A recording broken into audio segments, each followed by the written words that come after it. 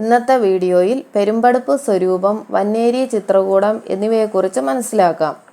രാജേന്ദ്ര ചോളനുമായുള്ള യുദ്ധത്തിൽ ചക്രവർത്തിക്ക് അപായം പറ്റിയതും ആ ചോള രാജാവ് രാജധാനിയും പട്ടണവും നശിപ്പിച്ചതും രാജകുടുംബത്തിൻ്റെ കുലധനങ്ങളെല്ലാം കൊള്ളയടിച്ചു കൊണ്ടുപോയതുമെല്ലാം അറിഞ്ഞ പെരുമ്പടപ്പ് നമ്പൂതിരി തൻ്റെ ഭാര്യയായ കേരള രാജ്ഞിയെ കുറച്ചു കാലത്തേക്ക് തൻ്റെ രക്ഷയിൽ സ്വന്തം സ്ഥലത്ത് തന്നെ താമസിപ്പിക്കാൻ തീരുമാനിച്ചു. തക്കതായ രക്ഷയും സ്ഥലവും ഇല്ലാതെ തിരുവഞ്ചക്കുളത്ത് രാജ്ഞിയെ താമസിപ്പിച്ചാൽ വീണ്ടും അപായം വന്നേക്കുമോ എന്ന ആശങ്കയും പട്ടണത്തിൻ്റെയും രാജധാനിയുടെയും നാശനഷ്ടങ്ങൾ നേരിട്ട് കാണുമ്പോൾ രാജ്ഞിക്ക് അതിയായ ദുഃഖം ഉണ്ടാകാൻ ഇടയാകുമെന്നും ഉള്ള വിചാരമാണ് സ്വന്തം സ്ഥലത്ത് തന്നെ രാജ്ഞിയെ താമസിപ്പിക്കാനുള്ള പ്രധാന കാരണം. വന്നേരി നാട്ടിൽ ധാരാളം ഭൂസ്വത്തുള്ള ഒരു പ്രഭുവും ധനികനുമായിരുന്ന ഇദ്ദേഹം ഇല്ലത്തിനടുത്ത് തന്നെ പുതുതായി ഒരു വീടും അതിനടുത്തൊരു ക്ഷേത്രവും പണിയിച്ചു. ക്ഷേത്രത്തിൽ രാജകുടുംബത്തിൻ്റെ പരദേവതയെ പ്രതിഷ്ഠിച്ച് ആ വീടും ക്ഷേത്രവുമെല്ലാം രാജ്ഞിക്കായി സമർപ്പിച്ചു. ആ സ്ഥലത്തിന് വന്നേരി ചിത്രകൂട എന്ന പേരുമിട്ടു. രാജ്ഞിയുടെ ഭർത്താവായ ആ പെരുമ്പടപ്പ് നമ്പൂതിരിയുടെ ഇല്ലത്ത് അദ്ദേഹത്തിൻ്റെ ജ്യേഷ്ഠൻ്റെ വിധവയായ ഒരന്തർജനം മാത്രമേ അക്കാലത്ത് ഉണ്ടായിരുന്നുള്ളൂ. പിന്തുടർച്ച അവകാശിയായി സന്തതി ഉണ്ടാകുന്നതിന് മുമ്പ് തന്നെ അദ്ദേഹത്തിൻ്റെ ജ്യേഷ്ഠൻ മരിച്ചുപോയതിനാൽ അവരുടെ കാലശേഷം ആ വംശം അന്യം നിന്നു പോകുന്ന സ്ഥിതിയാണ് ഇരുന്നത്. കാലക്രമത്തിൽ രാജ്ഞിക്കൊരു പുത്രനും പുത്രിയും ഉണ്ടായി. പുത്രൻ പെരുമ്പടപ്പ് നമ്പൂതിരി താലി ചാർത്തിയ രാജ്ഞിയിൽ പിറന്ന തമ്പുരാനായതുകൊണ്ടും നമ്പൂതിരി സ്വജാതിയിൽ വിവാഹം ചെയ്ത് സന്തതി ഉണ്ടായിട്ടില്ലാത്തതുകൊണ്ടും ആ തറവാട്ട് മുതലും കൂടി രാജകുടുംബത്തിലേക്ക് ലയിച്ചതുകൊണ്ടും ആ രാജകുടുംബത്തിന് പെരുമ്പടപ്പ് സ്വരൂപ എന്ന നാമധേയം ഉണ്ടായി. 60 സംവത്സരത്തോളം അധികം പ്രാധാന്യമോ പ്രാബല്യമോ കൂടാതെ ആ രാജവംശം കഴിഞ്ഞുകൂടി. അതിനുശേഷം ആ വംശം വീണ്ടും കേരളത്തിൽ പ്രാധാന്യവും പ്രാബല്യവും ഉള്ള ഉയർന്ന പദവിയിലെത്തി.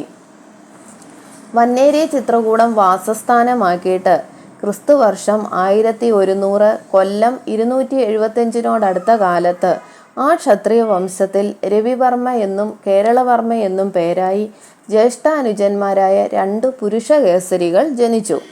നീതി വഴിക്കും ശൗര്യം വഴിക്കും ക്രമത്തിൽ കുറേ സൈന്യബലം ശേഖരിച്ച് മുമ്പ് കുലപരമ്പരയായി ഉണ്ടായിരുന്ന കേരള രാജ്യാധികാരം വീണ്ടെടുക്കാൻ അവർ പുറപ്പെട്ടു.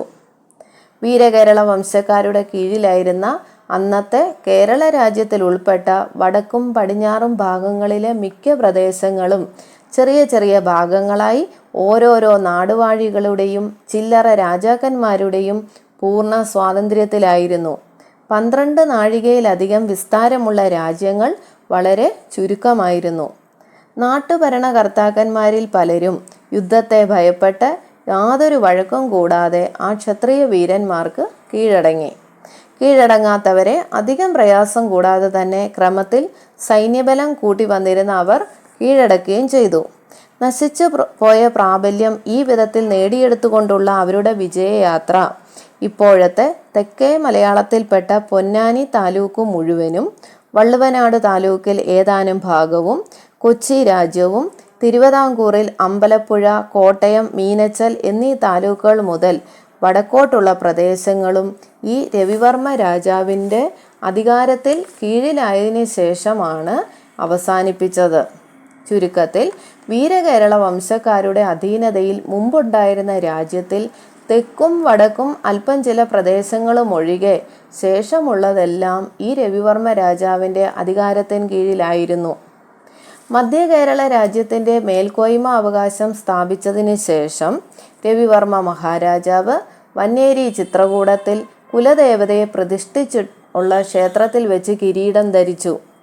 മേലിൽ പെരുമ്പടപ്പ് സ്വരൂപത്തിൽ മഹാരാജാക്കന്മാരാകുന്നവർ ആപത്ത് കാലത്ത് പെരുമ്പടപ്പ് നമ്പൂതിരി ചെയ്ത ഉപകാരത്തിൻ്റെ സ്മാരകവും താൻ ചെയ്ത ദിഗ്ജയത്തിൻ്റെ അടിസ്ഥാനമായ മൂലകുടുംബസ്ഥാനവും ആണെന്നുള്ള നിലയിൽ ആ കിരീടം ധരിക്കുന്നത് ആ പരദേവതാ ക്ഷേത്രത്തിൽ വെച്ച് തന്നെ ആയിരിക്കണമെന്നും നിശ്ചയിച്ചു. കിരീടധാരണ കർമ്മം നടത്തുന്ന കാര്യത്തിൽ അന്ന് പങ്കെടുത്ത കുടുംബക്കാർ ആരൊക്കെയാണോ അവർ ഉണ്ടായിരിക്കണമെന്നും രേഖപ്പെടുത്തി വെച്ചു. അതിനുശേഷം അനുജനായ കേരളവർമ്മ രാജാവിന് ഇളങ്കൂർ സ്ഥാനത്തേക്കുള്ള അവകാശമായി 8 കാതം വിസ്താരമുള്ള വെട്ടത്തുനാട് രാജ്യത്തിൻ്റെ ഭരണാധികാരം കൊടുത്തു. ഇപ്പോഴത്തെ പൊന്നാനി താലൂക്കിൽപ്പെട്ട താനൂർ എന്ന പ്രദേശത്തിനടുത്ത് കേരളാധീശ്വരപുരം എന്ന പേരിൽ ഇന്നും അറിയപ്പെടുന്ന ക്ഷേത്രം ആദ്യമായി പണിയിച്ച് പ്രതിഷ്ഠ നടത്തുകയും ആ ക്ഷേത്രത്തിൽ വെച്ച് കേരളവർമ്മ രാജാവിനെ വെട്ടത്തുനാട് രാജാവാക്കി വാഴിക്കുകയും ചെയ്തു. ഇങ്ങനെ ദിഗ്ജയം നടത്തി സ്വാധീനപ്പെടുത്തിയ രാജ്യത്തെ മഹാരാജാവിനും ഇളയ രാജാവിനുമുള്ള സ്ഥാനാധികാര നിലയിൽ പെരുമ്പടപ്പ് നാടെന്നും വെട്ടത്തുനാടെന്നും രണ്ടായി തിരിച്ച് ഭരിക്കാൻ നിശ്ചയിച്ചു. അതിനുശേഷം നേരത്തെയുള്ള തലസ്ഥാനമായിരുന്ന തിരുവഞ്ചക്കുളത്ത് പുതുതായി കോവിലകം പണിയിക്കാനും തീരുമാനിച്ചു. ചോള രാജാവിൻ്റെ ആക്രമണത്തിൽ നശിച്ചുപോയ തിരുവഞ്ചക്കുളം പട്ടണത്തെ വീണ്ടും പരിഷ്കരിക്കാനുള്ള ഏർപ്പാടുകളും ചെയ്തു. മഹാരാജാവിനും ഇളയ രാജാവിനും ഉണ്ടായിരുന്ന സ്ഥാനാധികാരത്തിൻ്റെ നിലയിൽ രണ്ടായി തിരിച്ച പെരുമ്പടപ്പ് നാടും വെട്ടത്തുനാടുമാണ് രാജകുടുംബങ്ങൾ കാലക്രമത്തിൽ 2 രാജധാനിയിൽ താമസിച്ചിരുന്നത് കാരണം 2 ശാഖകളായി പിരിഞ്ഞ് കാലക്രമേണ സ്ഥാനാധികാരം നഷ്ടപ്പെട്ട് 2 സ്വതന്ത്ര രാജ്യങ്ങളായി മാറിയത്.